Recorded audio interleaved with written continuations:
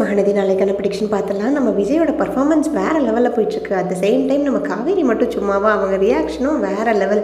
So இந்த அருந்தவாள் ஆர்வக்கோளாறு ஜோடியை பிடிச்சவங்க கண்டிப்பாக நம்ம வீடியோக்கு ஒரு லைக் பண்ணிவிட்டு கமெண்ட் பண்ணிக்கோங்க. ஃபங்க்ஷனுக்கான எல்லா அரேஞ்ச்மெண்ட்ஸும் கிராண்டாக பண்ணி முடிச்சிருவாங்க. பட் நம்ம காவேரி விஜயை தேடிக்கிட்டே இருப்பாங்க. அவருக்கு தான் விஷயம் தெரிஞ்சிருக்கும்ல, அவ்வளோ தூரம் சொல்லியுமே இன்னும் ஆளை காணும். அட்லீஸ்ட் தலையாவது காட்டுறாரா? எல்லாருமே சீர் செய்கிறாங்க. சீர் செய்கிறதுக்கான எல்லா அரேஞ்ச்மெண்ட்ஸும் பண்ணியிருக்காங்க. அக்காவும் மாமாவும் முன்னுக்கு நின்று எல்லாமே பண்ணிகிட்ருக்காங்க. ஏன் நிவின் யமுனா கூட எல்லாத்துலேயுமே கலந்துக்கிட்டு அவ்வளோ தூரம் பண்ணும்போது எனக்கு எவ்வளோ கஷ்டமாக இருக்குது. நான் ஏதோ தனியாக நிற்கிற மாதிரி இருக்குது. எனக்கு யாருமே இல்லாத மாதிரி, என் புருஷன் வீட்டு சைடு எந்த சப்போர்ட்டுமே இல்லாத மாதிரி இருக்குது. நல்ல வேளை தாத்தா பாட்டி வந்துட்டாங்க. கூப்பிடாமலே அவங்க இவ்வளோ தூரம் நின்று பண்ணி கொடுக்கறது ரொம்பவே பெருமையாகவும் சந்தோஷமாகவும் இருக்குது. அவங்களும் போகிறேன்னு தான் சொன்னாங்க. நான் தான் அவங்கள போக வேண்டான்னு சொல்லி நிறுத்தி வச்சுருக்கேன் அப்படின்ற மாதிரி தானாக புலம்பிக்கிட்டே இருப்பாங்க.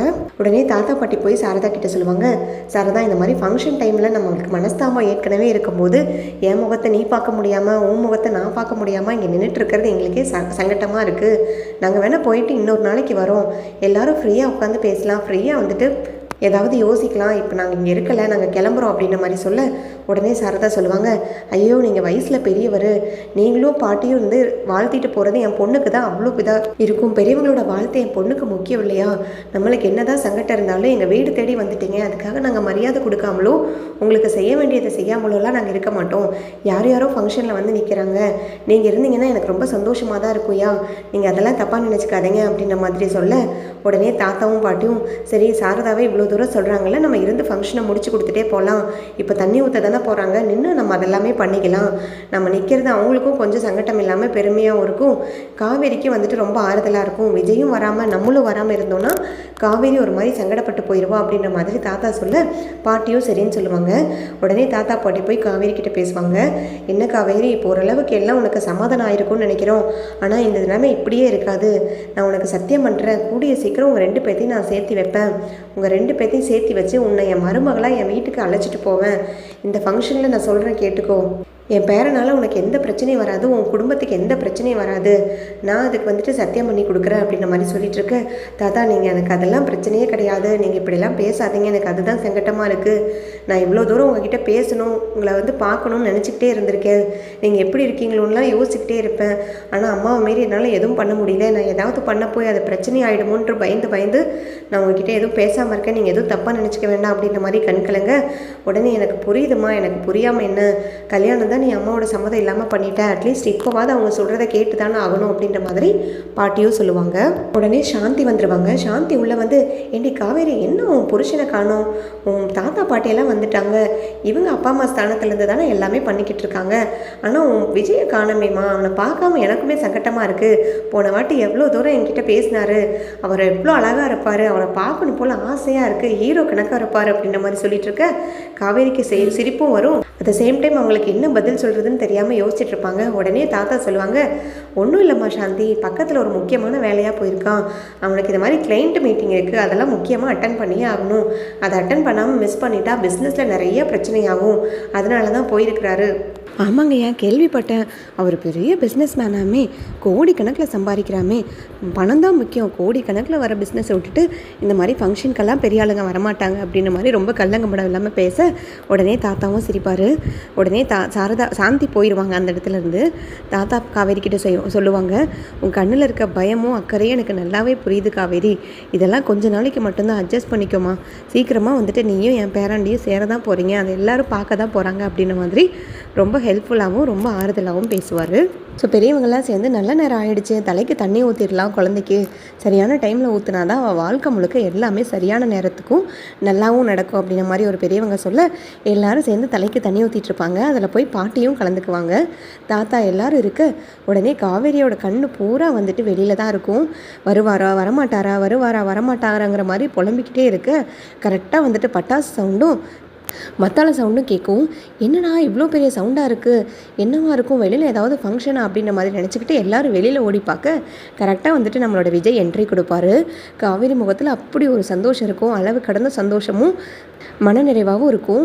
பயங்கரமாக சீர்தட்டோட தாரத்தப்பட்டையோட செண்டை மேளத்தோடு பேண்டு வாத்தியத்தோடு விஜய் இறங்குவார். டான்ஸ் ஆடிக்கிட்டே வருவார். அதை பார்த்ததுமே காவேரிக்கு ரொம்ப சந்தோஷமாக இருக்கும். பட் சாரதாக்கும் உள்ளுக்குள்ளே சந்தோஷமாக இருந்தாலும் அவங்க திட்டிக்கிட்டு இருப்பாங்க விஜயை. என்னடி இவர்னால எந்த பிரச்சனையும் வராதுன்னு இப்போ தான் அவங்க தாத்தா பாட்டி சொன்னாங்க, அதுக்குள்ளே பிரச்சனை பண்ண ஆரம்பிச்சிட்டாரு பார்த்தியா, நம்மளை சந்தோஷமாக இருக்க விடுவாரா என்ன இவர்? உடனே காவேரிக்கும் கோவம் வந்துடும். என்னம்மா பேசுகிற, ஃபங்க்ஷன் டைமில் இப்படிலாம் பேசிக்கிட்டு இருக்காதம்மா, இப்போ அவர் என்ன பண்ணிட்டாரு, சீர் தானே கொண்டு வந்திருக்காரு, மாமா முறையில் சீர் கொண்டு வந்தது தப்பா அப்படின்ற மாதிரி கேட்க உடனே டக்குன்னு சாரதாக்கு கோவம் வந்துடும். இவன் என்ன திடீர்னு மாமா முறையெல்லாம் வச்சு பேசிக்கிட்டு இருக்கா, சப்போர்ட் எல்லாம் பண்ணிக்கிட்டு இருக்கா, அங்கே போய் வர இருக்காளோ அப்படின்ற மாதிரி. இப்போ ஃபங்க்ஷன் டைமை இவகிட்ட எதுவும் பேசவும் கூடாது, நம்ம வாயடிக்கவும் கூடாது, அப்புறமா கவனிச்சுக்கலாம் அப்படின்ற மாதிரி யோசிச்சுட்டு சாரதா பேச்சு நிறுத்திடுவாங்க காவேரியை முறைச்சி பார்த்துட்டு. உடனே காவேரிக்கு ரொம்ப சந்தோஷமாக இருக்கும், தாத்தா பாட்டிக்கும் சந்தோஷமாக தான் இருக்கும். இருந்தாலும் வந்து திரும்பி வந்து சாரதா தாத்தா பாட்டியை பார்த்து முறைப்பாங்க.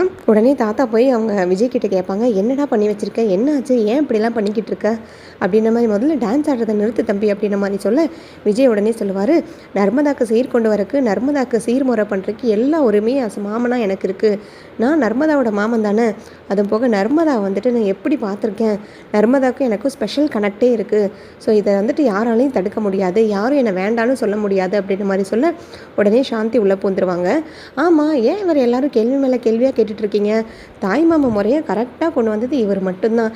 என் பையன் கூட பாரு, பேந்த நின்றுட்டு லூஸ் மாதிரி நின்று முடிச்சுக்கிட்டு இருக்கான் மேலேயும் கீழேயும். தாய் மாமா முறையை மாதிரி இவர் வந்துட்டு சீர் கொண்டு வந்திருக்காரு.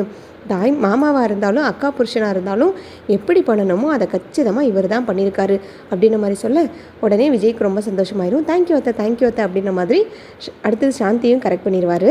உடனே சாரதா என்ன பண்ணுவாங்க, குமரனையும் கங்காவையும் கூப்பிட்டு சீர் செய்யறதுக்கான எல்லா ஏற்பாடும் பண்ண சொல்லிட்டு இருப்பாங்க. உடனே சாந்தி உள்ளே வந்து புந்துருவாங்க. என்னடி சாரதா, உனக்கு கூறுகிறு கெட்டு போச்சா, குமரன் நம்ம பையன்டி, நம்ம குடும்பத்து பையன், அவனை வந்து நீ மரியாதைப்படுத்தணுமோ இல்லை பெருமைப்படுத்தணுமோ இல்லை வந்துட்டு ஊருக்கு முன்னாடி அவரை கௌரவப்படுத்தலாம் ஒன்றும் தேவை கிடையாது. விஜய் மாப்பிள்ளை எவ்வளோ பெருந்தன்மையாக இவ்வளோ பெரிய சீர் எடுத்துகிட்டு வந்திருக்காரு, ஊரே வாயை புழக்குது பாரு, அவருக்கு தான் நீ முதல்ல கூப்பிட்டு எல்லா மரியாதையும் எல்லா கௌரவமும் கொடுக்கணும்.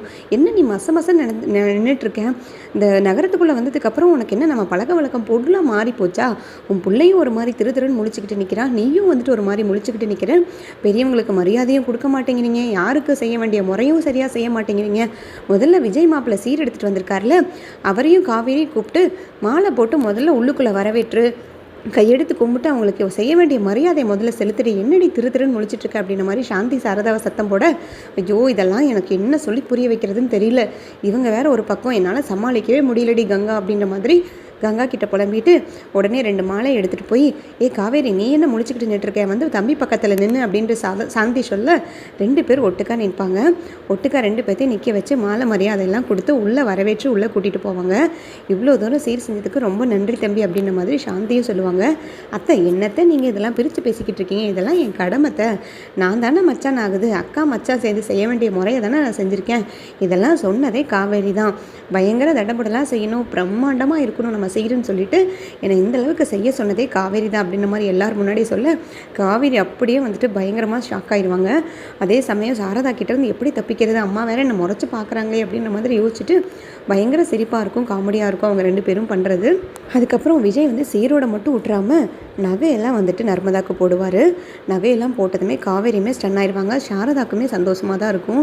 என்ன தான் நம்ம மாப்பிள்ளை கூட சண்டையாக இருந்தாலுமே அவர் செய்ய வேண்டிய முறையெல்லாம் கரெக்டாக தான் செய்கிறாரு, நம்ம நேரம் நம்ம பிள்ளைக்கு இப்படியெல்லாம் நடக்குது, காவேரியும் வந்துட்டு அவரை தான் தேடுறா, அவரும் மனசளவில் எவ்வளோ நொந்து போயிருக்கான்னு எனக்கும் புரியுது, ஆனால் நம்மளுக்கு வேறு வழி இல்லை, ஊரே வந்துட்டு நம்மளோட பொண்ணையும் மாப்பிள்ளையும் பார்த்து பெருமையாக பேசுது, சந்தோஷப்படுது, ஆனால் நம்மளுக்கு அந்த சந்தோஷத்தை வந்து முழுசாக அனுபவிக்க முடியலையே, எப்போ என்னோட பொண்ணோட வாழ்க்கை போயிருமோன்ற பயத்திலேயே வந்துட்டு 2 பேர்த்தையும் பிரித்து வைக்க வேண்டிய நிலைமைக்கு நான் ஆளாயிட்டேன், என்னை மன்னிச்சிரு காவேரி அப்படின்ற மாதிரி மனசுக்குள்ளே சாரதா நினைப்பாங்க. அதுக்கப்புறம் காவேரியும் விஜயும் 2 பேரும் சேர்ந்து நர்மதாக்கு செய்ய வேண்டிய சீரெல்லாம் செஞ்சுட்டு சந்தன குங்குமம்லாம் வச்சு விட்டு மாலையெல்லாம் போட்டு எல்லா மரியாதையும் பண்ணுவாங்க.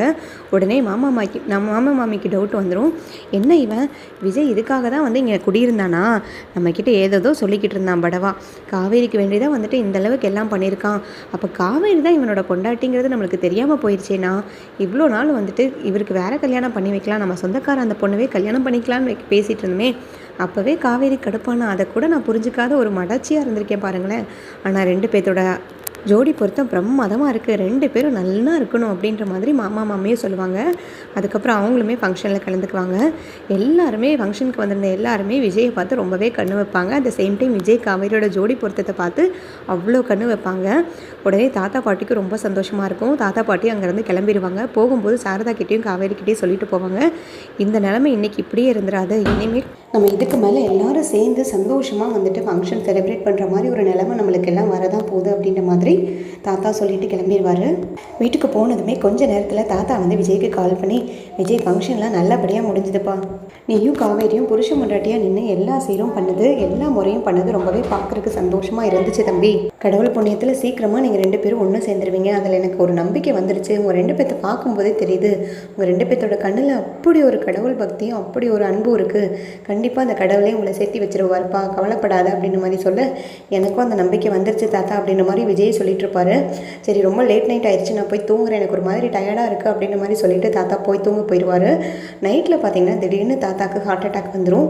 பாட்டி சடனாக வந்துட்டு கால் பண்ணி விஜய்க்கும் சொல்லுவாங்க, விஜய் என்னப்பா ஆச்சு, திடீர்னு தாத்தாக்கு நெஞ்சு பிடிச்சிட்டு உட்காந்துட்டாரு, டாக்டரை வர சொல்லியிருக்கோம், நீ உடனே சீக்கிரம் வாப்பா, எனக்கு பயமாக இருக்குது, என்ன பண்ணுறதுனே தெரியல, ஃபங்க்ஷனுக்கு போயிட்டு வந்ததுலேருந்தே ஒரு மாதிரி டயர்டாக இருக்குன்னு சொல்லிட்டு இருந்தாரு, திடீர்னு பார்த்தா ஹார்ட் இருக்க இடத்துல ஒரு மாதிரி கனையை பிடிச்சிட்டு நெஞ்சடைப்பு மாதிரி வந்துட்டு இருக்குது அப்படின்ற மாதிரி சொல்லிட்டு நெஞ்சை பிடிச்சிட்டு உட்காந்துட்டாரு. அவரால் எதுவுமே பண்ண முடியல, மூச்சு கூட விட முடியலப்பா, நீ சீக்கிரமாக வா அப்படின்ற மாதிரி சொல்ல விஜய் பயங்கரமாக டென்ஷன் ஆகிடுவார். ரொம்ப படபடன்னு ஆகிடும்.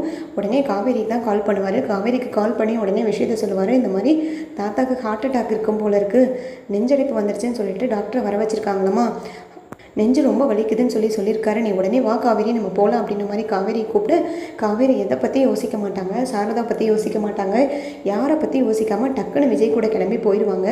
அங்கே போய் பார்த்தா தாத்தா பேச்சு மூச்சு இல்லாமல் தாத்தாக்கு டாக்டர் ட்ரீட்மெண்ட் கொடுத்துட்ருப்பாங்க. டாக்டர் வந்து ஃபஸ்ட் எய்ட் ட்ரீட்மெண்ட் வீட்டிலேயே கொடுத்துருவாங்க.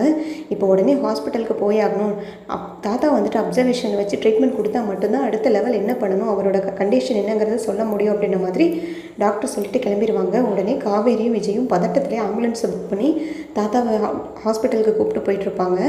விஜயும் காவேரியும் பயங்கரமாக அழுகுவாங்க. தாத்தாக்கு எதுவுமே இருக்கக்கூடாது, கண்டிப்பாக குணமாயிடணும், தாத்தா தான் எனக்கு முக்கியம் அப்படின்ற மாதிரி விஜயும் காவேரியும் ரொம்பவே அழுதுகிட்டே போவாங்க.